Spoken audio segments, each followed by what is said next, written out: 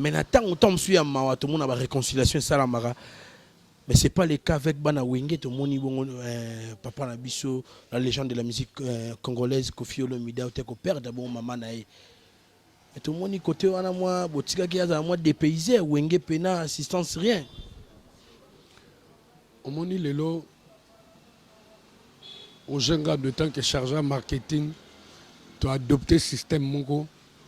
Chaque fois qu'on va parler les images ça concerne Nabiso. Il faut témoigner et l'andara maloba na biso quoi. Papa Shiraza, c'est pas un artiste à succès, c'est un artiste de valeur. Parce que un artiste à succès, le succès ça finit un jour. Mais un artiste de valeur reste stable. C'est le cas avec mon produit Papa Cheribin Adam Motopamba. Il était hier, il est aujourd'hui et il sera demain. Pour ce total à Wengelelo, tout le monde a papa chéri na président Weranson, on est vraiment bazaki na administration moi likolo koleka baninga. Tout le monde a dit na RTNC balexaki lettre au bata Wenge basalaki comme il y a mes condoléances pour na endroit ya ndiko na bango Kofi Olomide grand frère na bango.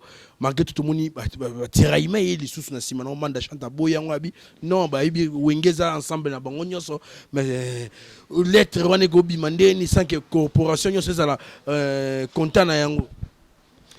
En tout cas, je souhaite un bon séjour à mon frère Ken Piana à la Turquie.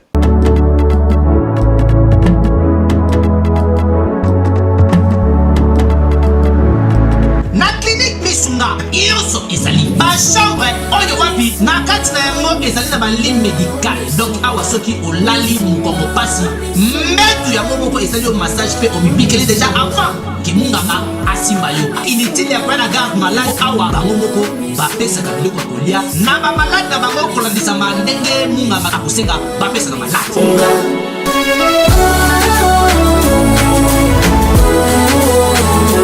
Mais Aïda, malade on a bimi kakaté. On va donc la bimandele ni ata yo moko pensa. A on hôpital na biso kolia ofele, kolala ofele.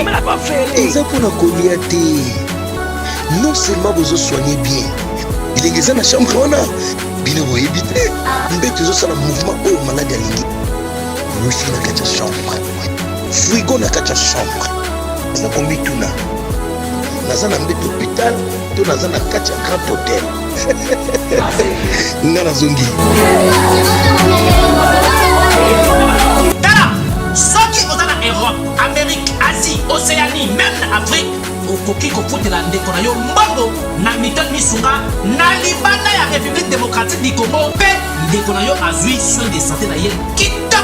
Ba chambre ya clinique Misunga eza climatisé na kati frigo na pointe wifi pe donc malade ozali mobimba na connexion internet gratuit. Misunga, ta santé, c'est ta vie. Na clinique Misunga oyo ya Mama Grace Mandela la pétrolière. Est-ce que Tiembezali ezali te?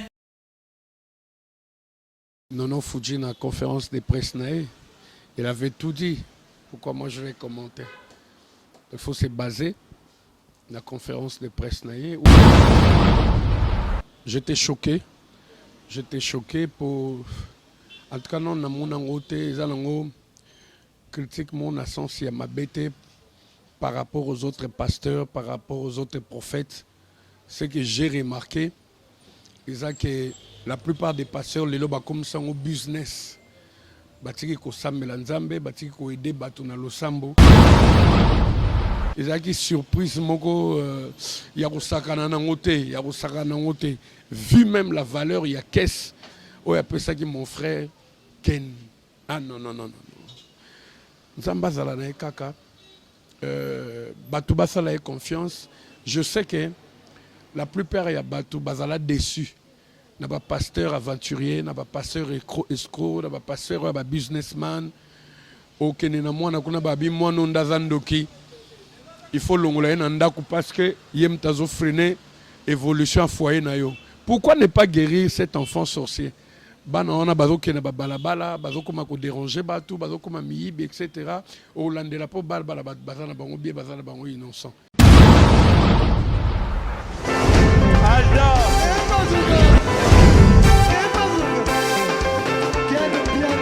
Papson Mapundi, au Monique Biana. Aïe,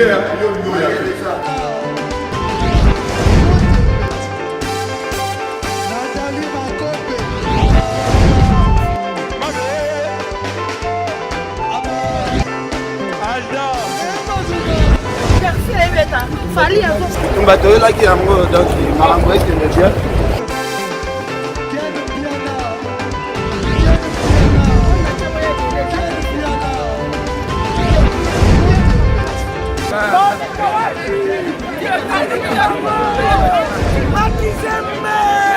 Ah bon? Gideline Mokonzi. This is London. This is London City.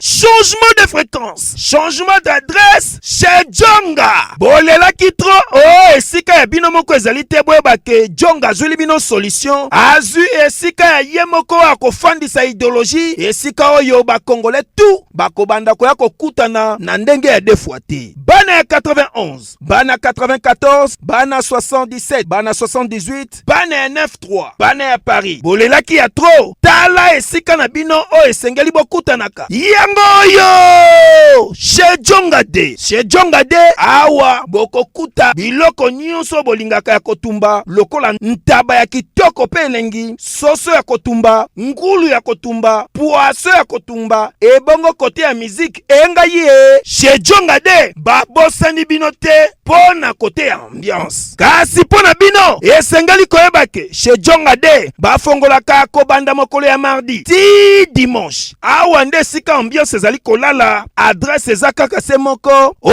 ezwami na 15e rue, puis Gizme, Orly 94 350 oza mobimba. Chez Djonga 2, weekend boza deja ya kosepela po awa ambiance elalaka awa na ndenge ya defwa te. Chaque vendredi bobanda kozwa Suzuki Luzu 4x4 yende mutu akosepelisa bino na ndenge ya kosakana te, oza kulia, oza komela, oza kopina. Pe chaque samedi ekobanda kozala nde CNN Alligator na ba artiste mosusu bakobanda kosepelisa bino na makinu ya defwa te na bakunga ya kosakana te. Et puis chaque dimanche sombele suka ya bisanga nde bokozwa les grands chanteurs Emile alias de Mingongo yende mutu akonde kopalola awa boko sentir betu eba ou différence yena. Tele mone namira ya nani chez Djonga de. Chez Djonga de awa nde sika moboko ya ambiance vandi na ndenge ya kosakana te pona kosepelisa bana tu ya poto na ndenge ya defwa te. Soki olingo sala ba réservation obengi na ba numéro oyo pe bakoservir yo joli kitoko. Chez Djonga de yango nde moboko ya ambiance na kati ya Paris. C'est naturel soit. Bonjour, bonsoir à tous les internautes qui nous suivent à ce net moment, sans dépendre de l'heure à laquelle que vous allez recevoir cette vidéo qui est présentée par les vôtres, Valdi Tamba. En tout cas, Bana Poto, Bana Moukima, merci premièrement pour votre patience, confiance qui est souvent justifiée par cette disponibilité de nous suivre. Nangoron, so charbo ba vidéo na biso na canal la préféré. Fimbo na Fimbo News, en tout cas, merci na ba suggestion, ba remarque. Et donc ça la peine bien go saranate, peine en profiter, peine occasion on a na remercier vraiment ba warrior oignon sur bazali gotika bisoté de partout vraiment dans le monde, sans oublier Père Nanga les champions Caps Kapanga l'homme à la rôle c'est motivateur de tous les motivés. Monter ma maman sur Lisette Lokangé na Roger Ndonga les grands colonisateurs, pourquoi pas hier vraiment les papa français na Yemoro Pichumbombo babile mbingazo à Bruxelles bana poto bana mokimba en tout cas batebele ba komena babi yo so ka été pour na nini keni pena kanga jeu ou quoi non ils allaient quand même battant naye donc leona bunda qui vraiment pour na lukaiti nanda en tout cas na Roger Ngandou oboyebi vraiment l'intelligible avec lui nous allons peindre un tableau de la situation concernant Maïnio c'est que les cabons na kati ya communauté na biso surtout BCBG votre bêta c'était makasi pour esalabino kitoko quand on appelle ça mbote poto banda bon mason na biso. Bonjour Joy. Bonjour mon frère. Bonne santé. Dieu fait grâce, santé très bien, merci. Merci, santé très bien. Bonne santé à l'orchestre BCBG. Tout en super forme. Donc, tout casser baraque partout où on passe. Donc, c'est chaud, quoi. C'est chaud. Donc, le seul artiste qui joue un concert sans album sur les marchés à $200 américains. Ma table est réservée. Il faut être Papa Chéri pour le faire, quoi. Donc, on a un village chez Temba. Il n'y avait pas où mettre les pieds, quoi. Donc, l'espace était rempli comme un œuf. Nous sommes like ça. Que artiste a bien accueilli. N'a pas fan, quoi. Donc, on a une alliance franco-congolaise. Et surtout que l'Emba y a un fief. Il y a Papa Chéri. Il y a une commune, Moro, il y a Bentelo. Et adopta facilement musique. Il y a Papa Chéri Bin Adam Motopamba. Tobanda concert 22h. On a fini presque à 6h du matin. Et puis, Banalimba va réserver là. Papa Chéri, un accueil papal digne de son nom.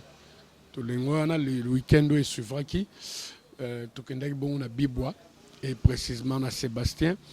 Je te jure, la productrice a teka na couloir. Oh, bah fan, il y a Papa Chéri Babanda qui permettre de boire, des toilettes, et couloir wana exista qui sautait parce que les tables étaient vendues à $150 américains, table na 5 chaises, excepté le droit d'entrée. C'est pour dire que dès que Papa Chéri un artiste doit vivre de ses œuvres, à vendre sa œuvre, il y a un résultat. Alors on s'est dit, si on continue dans la prestation scénique, on risque de ne pas finir les travaux Nabiso et puis faire sortir l'album, quoi. Et on Papa Chéri a un concert à Soukana Champagne Bar, juste derrière Albar, na boulevard des 30 juin, à Champagne Bar, on a tout Betaki, qui a 5 heures et week-end, avec déjà vol là pour la France, avec aussi Samarama Miké, quoi. Merci, mais félicitations, vraiment, congratulations, vraiment, 110 qui a marché. Mais bozo bête, tout le monde a peine mamoiseau qui est de côté, il faut qu'on félicite à Ramoutou, vraiment, sur le salon Moussane qui togo. Mais c'est comme si vous voyez, Papa Chéri, n'a mis qu'il y a un pote qui a information circulé à Balobi, pour finaliser 10 qui à la Cap Batou, Nabamboula est belé vraiment pour tout ce qu'on a décembre. Est-ce que c'est vrai? Oui, accueilli pour finaliser en gros.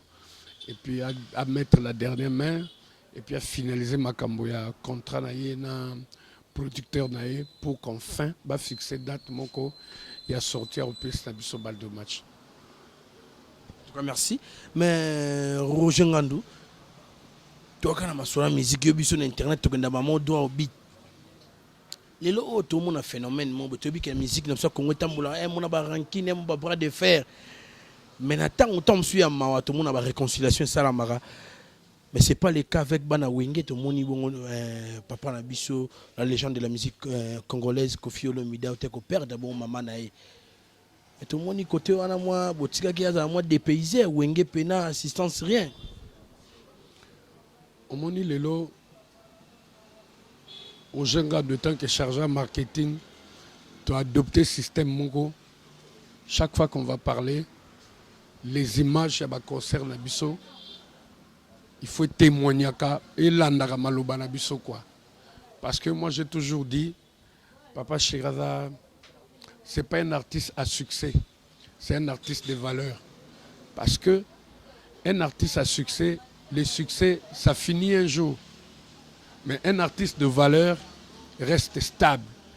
C'est le cas avec mon produit Papa Chéri Bin Adam Motopamba. Il était hier, il est aujourd'hui et il sera demain. Donc bravo l'artiste quoi. Hier vraiment le ramabo biso de banda ngote. Roger Ngandou. Nega yebi le poto malamu la marapena la langue française. Marambo sali o par rapport à la question on va bien balobara au se tergiverser moukete au crémo faux fouillant. Mon ba programme koto na PC. Oh Papa Chéri partout il passe à zo bouka barak. Et ça va concert moko des concerts payants en fait. Parce que voilà dans l'obélité de manifestation sérieuse tout y a beaucoup bah comprenant que si tu fais pas appel à la bonne musique de Papa Chéri Bin Adam Topamba bah inviter nous bah on va la lester. Donc à part bah concert même chose aux bêta on a pas de foot à la guichet tout bête trop bah concert bah mariage il y a bah anniversaire. Donc franchement nga kutu na koma oyo ki la artiste ma wana te concert au bête na Champagne au santé pendant que Artistes ont composé les groupes Wenge BCBG, voix et Kende parce qu'ils ont bossé comme des taureaux. C'est comme si Ezara Papa Cherinda Beta Namboko on a habité. Battement à la bazo baté. Na habité Roger Ngando. Na manière sur un ego tout na yo, ozo kende moi gauche muke. Na habité. Tu revends kana mondo vraiment.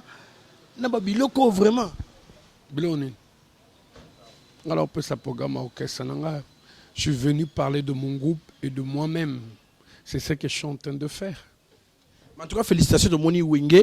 Pour ce total à Wenge Lelo, tout le monde a papa chéri na président Weranson. On est vraiment basaki na administration moi likolo koleka baninga. Tout le monde a dit na RTNC balexaki lettre au bata Wenge basalaki comme il y a mes condoléances pour na endroit ya ndiko na bango Kofi Olomide des grands frères na bango. Malgré tout le monde tiraima et les sous na sima na manda chanta boya ngabi non ba ibi Wenge za ensemble na bango nyoso mais lettre wane go bi mandeni sans que corporation nyoso za la content na yango. En tout cas, je souhaite un bon séjour à mon frère Ken Piana à la Turquie. Aïsangabi Djoroui yo ebi parfait aux angate bigande na salaka parfait nous aux angate donc bon séjour et bon boulot à toi mon frérot na ebi ko défendre cause et puis ebi senga o accompagner artiste bien affilé nalingaki trop talentueux il est poli a sala benaton na yo senga pas bête à la Turquie bonne chance à lui franche collaboration avec mon jeune frère Ken Piana. En tout cas, merci Nègre Olga Mbimba Olanda Bissona et cool patience pour pas père nanga Guilain Lokwa. Il y a maman Bibi chez Koulé na pesi bino mote depuis Liège. Na tiki nanga ye, vous comprendre vraiment. Roger Ngandou, l'international, Nenge Papa Pasteur, prophète Emmanuel Dodiabé Larayo. Il y a 4 jours passés, tout le monde a eu na 4 églises ministère des affranchis et Kumba Marabongo. Na mwana mboka Mosel Nzambe le prophète Emmanuel Dodi. Otomona kabala kata na communication moi les cas kuneza qui vraiment ya osarana le dimanche na habité fa to kota bongo vraiment na ben lisolango et ça qui on ndeni ko mona mayenyo so les kana ki wana au résumé on muki. Ouais, j'étais choqué pour en tout cas non na mona ngote zalango critique mon sens ya mabete par rapport aux autres pasteurs, par rapport aux autres prophètes. Ce que j'ai remarqué c'est que la plupart des pasteurs les loba comme ça au business batiki ko sambela nzambe batiki ko aider batu na losambo et comme on était business ça bango privé et la plupart des temps ils ala bangonde banke saka mituka bangonde banke saka bandako bangonde banke saka enveloppe de la part ya badepte na bango et cette fois-là j'ai vu le contraire. D'abord avec prophète Moko il aide beaucoup de gens à bazonga na badroit na bango. Il aide beaucoup de personnes bazala en bonne santé. Il aide beaucoup de personnes bazala nanzela et sans exigence. Sans exigence nulle part j'ai vu abikisi mundi moko to salelier miracle. Alors bien après il faut autant ou bien pour me voir il faut autant. Il est fait gratuitement. Franchement moi j'ai dit tout de suite c'est un homme qui s'est approché de Dieu, non pour ses besoins égoïstes, mais pour être, voilà, objet moro ya ko servir batu pona salut na bango. Vraiment, il faut l'applaudir. Acte liboso sala waneza liboso te. Tokendaka na orphelinat. Tokendaka na orphelinat moko vers route de Matadji là-bas. Ce que moi je vis là-bas, c'était la première fois. Naba bébé, naba handicapé, naba tuya normal. Franchement, je crois au moins 7000 orphelins là qui en a. Et le pasteur, il n'était même pas présent. Parce que, à la pasteur, Mathieu Vité, à Tindagi délégation Moko, il y a l'église Naé, avec nous autres, autres chargés, il y a communication, il y a les affranchis. Remettre biloko wana na ba orphelin. Franchement j'étais choqué quoi. Mutazo zwa mbongo na ye azui mukie oyo batu ya mutema mawa ba participer na journée on a ko aider orphelin ake ko remettre bango na kati ya bana wana ba futur président Bali ba futur ministre, ba futur menuisier, ba futur pasteur, ba futur prophète, à penser na bango pour l'évolution na bango. Franchement, j'étais très choqué. Yango etindenga sous son akende sous plus verrier et lui faire encore confiance. Et la seconde fois, il a été dans l'église naïe. Franchement, même lui-même, Ken ne s'attendait pas. Natala moi c'est à Ken, ma les autres tremblaient, ma lèvres les autres tremblaient parce que ils ont surprise moko yarosakana nangote, vu même la valeur il y a caisse. Oh après ça qui mon frère Ken. Ah non. Nzamba zala na kaka. Batu basala confiance. Je sais que la plupart ya batu bazala déçu. N'a pas pasteur aventurier, n'a pas pasteur escroc, n'a pas pasteur businessman. Ok, na moi na kuna babi moi non dazandoki. Il faut l'ongler nandaku parce que yem tazo freiner évolution foyer na yo. Pourquoi ne pas guérir cet enfant sorcier? Bana on a bazo ke na balabala, bazo koma ko déranger batu, bazo koma miyibi etc. Au landela po balbala bazana bango bien bazana bango innocent. Mais quand tu vas chez le prophète Emmanuel Dodi, azana journée oyo bayaka na bana ya bandoki pour kokakosisa bango kindoki wana. Est-ce que tu comprends au moins?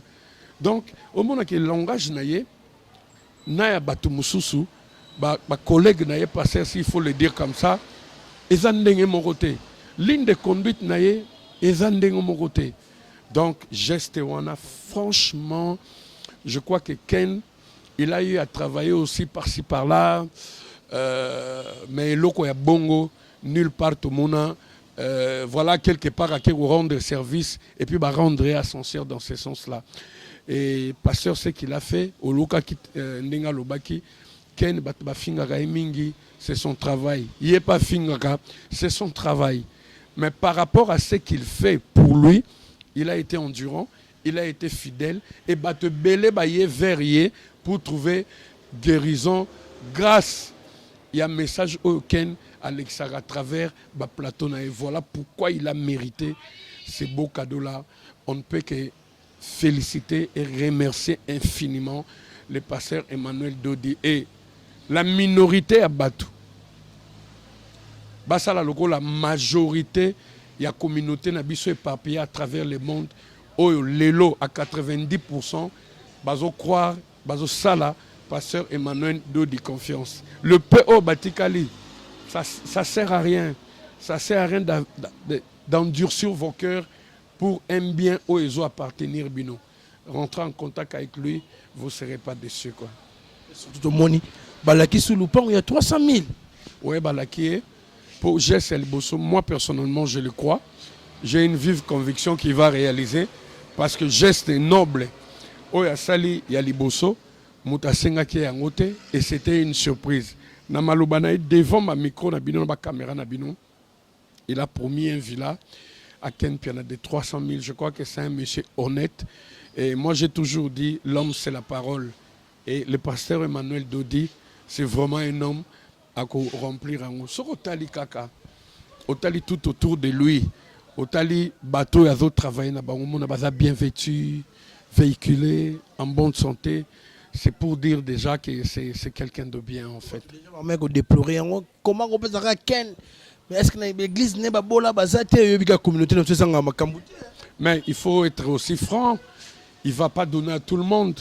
Après ça, on a déjà après ça parmi les travailleurs après ça dans l'église on a mon abatu témoigner après si batu misala après si batu misala après si batu santé à malamu à restituer batu droit na bango parce qu'il faut se le dire quand nous on se bat on travaille pour avoir une bonne vie nous devons savoir aussi qu'il y a des gens qui se battent qui travaillent aussi d'arrache-pied pour détruire cette vie là que nous voulons et belé au baza ba contre-temps na ba situation na ya mulili ya butu il y a ça là que bazonga na ba droit na bango c'est déjà beaucoup au moins le cadeau c'est bien mais mutu o azo ça la peine que tu étais mourant ayo ça là que il te redonne la vie c'est déjà beaucoup na moya lelo okoza l'intellectuel aussi lisa ba université mais Luka Moussalo mon talent ça y a ça pas te sili mais il y a pesa batu ba misala o ezo permettre ba on lelope basomba mituka basomba bandako. À plus forte raison sera pesi ken mutuka. Donc c'est pour dire que c'est un monsieur, moi j'ai dit, il est de la famille de Pharaon. Parce que la famille de Pharaon, éducation ezanini, eza coupé ça, après au banomo la kokobandozwa. Parce que quand tu donnes plus, au banda peut recevoir plus. Donc c'est comme ça, le prophète a respecté le principe. Il y a famille à Pharaon. Voilà pourquoi il sera toujours béni. Voilà pourquoi, voilà, Batouba Banda gratifié d'une façon, d'une autre. Et puis pour souligner, c'est un monsieur qui n'est pas venu chercher l'argent à l'église. Comment il vit, c'est un monsieur qui vit d'abord, français, sa propre force. C'est un monsieur qui vit bien, donc ça va venir, chacun a son tour chez le coiffeur. Et où il y a l'Obezaki Ken, après demain aux ala, je sais pas, pour faire le. Demain aux ala yo pour tiens on a la liste, tout regoya, tout comme on peut ça ce que Roger Ngandu. Inch'Allah, Inch'Allah. C'est ça qui on dit. Merci d'avance. Je ne peux que lui remercier d'avance. Et ça l'a bien, ça fait quand même plaisir de se sentir aimé. Donc, on a un témoignage d'amour. Il me le dit souvent que je fais un bon travail pour lui. Et puis, donc, ce qui rendra ascenseur dans ce sens-là, je serai tout content aussi. Mais il y a une question. Il y a une question Mobimbana sous question na Katimbala Mogo. N'habité. Nana memaka ndeko Roger Ngandu pa na ministère des Affranchis et deuxièmement et le roni est ça là que ozwa mi pesa kuna o se fidéliser bon na bango. La personne qui m'a invité là-bas la première fois c'était Ken Piana. C'était Ken Piana, il m'a invité. Je suis allé. Il y a eu du sérieux. Du coup, je me suis accroché. Parce que ce que j'ai aventure, malgré l'invitation de Ken Piana, je n'allais pas m'accrocher. Donc, je vis quand même que c'est un monsieur bien, il fait bien ses choses. Et pourquoi pas? C'est comme ça que je me suis accroché. En tout cas, merci. Tout ça, on a vraiment, mais il y a partout. Ah, vraiment, tu as expliqué, en Internet, tu as dit pour la télévision sur le bic rumeur moi en tout cas hors déontologie mais attends la rumeur to lobela vrai ou faux papa Chira la démarche chez Robert na arena OK ouais déjà sur toutes les lèvres ba congolais ana ebinanga mambo na te na oyo konga epa na yo ka ndingo yo ke ona balabala wana biso moko personnellement non, quoi.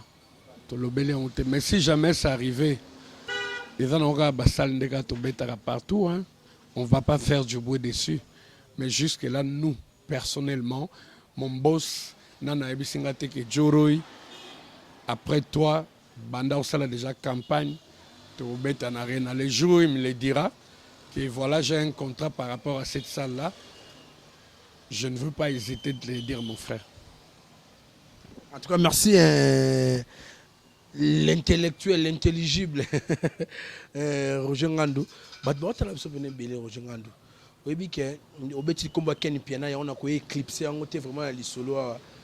Mon amour à Ken Piana Kende Kotika ko accompagner bon on a biso bina filo azabon qui sa mission ça s'appelle lo fierté. Il y a musique ya Congo, il y a Kende on a ko accompagner na cadre couvrir événement à médiatiser yango. Mais comment quand tout le monde tiraillement mon aéroport pas possible bandeko ba ko menacer soit disant que à créer Tchakatir qui n'a habité le Congo ou yamba on est pour vidéo circuler dans internet. Ah tu m'apprends mais hier j'ai parlé avec lui na WhatsApp, il m'a rien dit dans ce sens-là. Il a été menacé. Ça je sais pas, je suis pas au courant mais il m'a rien dit. Franchement, Dieu m'est témoin. À l'objet d'un moté qui a son arrivée, il a été menacé, tout et tout. Il a commis bien. Et puis, on a 2 semaines pour Azong et la Bisso. C'est tout ce qu'il m'a dit. Est-ce que le comportement bon de l'histoire est-ce que la communauté n'a pas l'autre fois tout le monde a résistant ou combattant les commis bandego boya krechaka mboka ils ont appartenu à Bisso Tembo dans c'est le Congo. Non, violence on a il y a comme menace à frère na biso congolais, il faut qu'on arrête. Il y a un mboka na biso, nous n'évoluons pas Toujours c'est malikolo, il y a ma futilité. Communauté congolaise, il faut qu'on apprenne l'amour. Ça sert à rien. Ça sert à rien. Je crois que Maloba Nyoso Ken Alobaka, ils ont engagé Karaye. Aza Moutou, Aza Naba opinion nae. Et qu'on plaire, tout qu'on déplaire, na moko kati na biso. Mais cela ne veut pas dire que c'est toute une nation qui est engagée et que quelque part na mboka mpaya ya biso moko, il faut pas agresser parce que opinion na eux, il y a qui X, to Y, mutoto aza libre. Donc il faut que ça arrête ces histoires-là. Total là, comportement ya bandeko mususu ya bamboka mususu. Toi tu crois que chez eux là tout marche à 100%? Non. To entre bango ba citoyen bamboka wana nyonso balobaka wana et plaira na mutu nyonso tout. Non, chacun est libre, je crois. Chacun est libre, il faut que le comportement bongo et s'arrêter quoi. Donc c'est des comportements à ne pas applaudir quoi. En tout cas, je salue l'assistance de Mouna Mondonge, Cordon Poukapa, Dadi Tiro, Dadi Chombo, bien au Sansabino Mikolo, Fondation Astrid de Tosaka, Awana, Roger Ngandou, Igat Moulunga, Papa Firmena Kebozawana, Père Nanga, Alain Mokemo, Kouloutou, en tout cas mes condoléances pour nous envoyer des messages, Kouloutou Eban à Londres, Lusondra, Maman de Londres, Elisabeth Mangi, Mambuta. Tout le monde qui est souka pena Roger Ngandou, mais Roger Ngandou, BCB chez les Tokoloba, il faut qu'on se le dise. Tous les ratés que nous avons confié de comment bêta masolo, les autres prônaient vraiment que BCB les a compté parmi l'orchestre le plus stable. Il y a Mogana Bisso, masolo, il y a Bilonga, ba musicien, ça a moins trotté. Mais tout le monde départ, moi, on a vraiment opé choqué, ba fan et belé, il y a Ndiro Bisso, non Fuji. Mais tu as sa opinion d'autre à l'absoni. Je crois que tu fais bien ton travail. Et puis, on aura bien information à la source. J'ose croire que Olanda qui frère Nangaï Nono Fuji dans la conférence de presse, il avait tout dit. Pourquoi moi je vais commenter? Il faut se baser dans la conférence de presse ou carrément lui inviter dans le plateau pour appeler ça au détail. Moi, je suis là plus pour parler de moi et de mon groupe.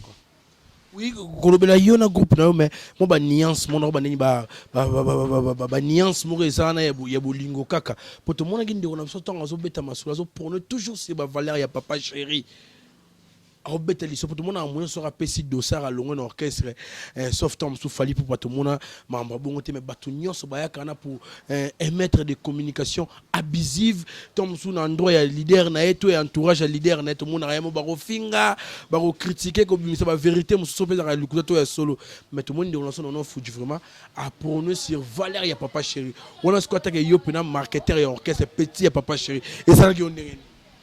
Ben voilà pourquoi on rejoint pour te dire que on doit se baser dans la conférence de presse parce qu'il y a une conférence de presse. J'ai dit tout à l'heure qu'il avait tout dit. Donc ça ne sert pas de commenter. Il n'y a pas de commentaire. Moi, je n'ai pas de commentaire à faire. J'ai suivi la conférence de presse comme tout le monde. Netika Batutu Balandi, partout, Baza, Nabamboka Miki, les Kagi, partout. L'artiste a parlé. Bref. En tout cas, merci. Tout le monde a habité. Moi, je ça bien. Une dernière communication pour y sur des messages aux amis. Et surtout dans l'ingobé tapé moi c'était mouké pour nous lancer quel piano au monde maillot et les cas qui ont des encore moins insécurité morobo. N'habité en tant qu'un leader d'opinion au Kolobani. Insécurité comment? Par rapport à Jeep Prophète. Maintenant c'est Bandagi déjà en aéroport. Ces journées ça moi moulaï kuna. C'est la famille. Au Bazape kuna Bazaba Congolais ka niti biso tozara na même son. C'est pas pour rien, j'ai dit tout à l'heure, l'amour doit régner. Parce que ce qui amour et régner entre biso la communauté congolaise, Makambouane au Salamate, Kobomane au Salamate, ba haine, voilà, ba tiraillement moko et non-sens et aux alatés, qu'on puisse être soudés pour voir l'avenir de notre pays et aller de l'avant. Je crois que nous sommes tous salabou, biso zabat au micro, botandara biso micro anytime. Donc j'ose croire que le message na biso kara nde tozolo baboye ba famille na biso pe o bazakuna ba comprendre que ça sert à rien. Ça sert à rien ba mbutu wana. Faut ka to lingana toza na biso bien. Regarde netina épidémie qui a frappé le monde entier. Combien de nos frères nous avons perdus? Combien de nos frères la connaissance c'est pour dire que la vie ne vaut rien, rien ne vaut la vie de Papa Chéra Loba dans une de ses chansons. Donc toi on a besoin de l'autre, tout ça on a besoin de l'équinzela, les Louisayo, l'obé aux ala papinga no New Rich, l'obé aux ala jeune frère nangazo fête anniversaire na Boukson Boukassa na Belgique. Après ça sera Albert Mabela na Lubumbashi. Donc la vie c'est une plaque tournante. Les Louisayo lobby ça va tourner au Mona Mouna, lobby à l'un des BCBG. Donc c'est pour dire que les Losoko Sali Moutumabe, quand ça va tourner, ça sera ton tour. Et quand ça va tourner, donc tout ça n'a bien, Babilo qu'on arrête, ça ne profite à personne et ça ne fait pas évoluer les pays. Donc il faut vraiment qu'on arrête quoi. En tout cas, merci Nabitemo Bambote. Lui-même aussi doit être prudent. Il faut être prudent parce qu'on ne sait pas ce qui peut lui attendre.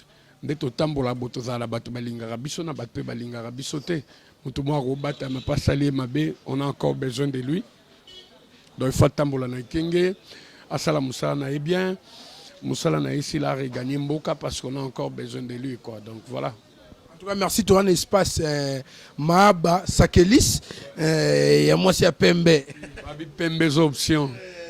Pembe's option. Et Zara na Funa. Tu vois l'hôtel Funa au rez-de-chaussée là. Au coup ta saf moi bien na boîte na kati li bande na terrasse au coup ta beauté sa kitoko baroyamba bien, il y a un resto, ils ont un barbecue donc Soroza un bon air. Vraiment on s'est retrouvé l'affiche est là chez Mahaba chez Sakelis. Donc surtout l'accueil, franchement on s'est retrouvé quoi. Puis c'est discret, c'est bien. Il faut venir passer de temps en temps ici. Moi n'a ses réserves à rater quoi. Donc quand je vais prendre un peu de l'air frais, na staff na biso carré. Roger Ngandou. Ah, je salue internautes News tout éparpillés à travers le monde. Je remercie infiniment mon boss Papa Chéribin Adam Motopamba qui me lâche jamais d'une seconde.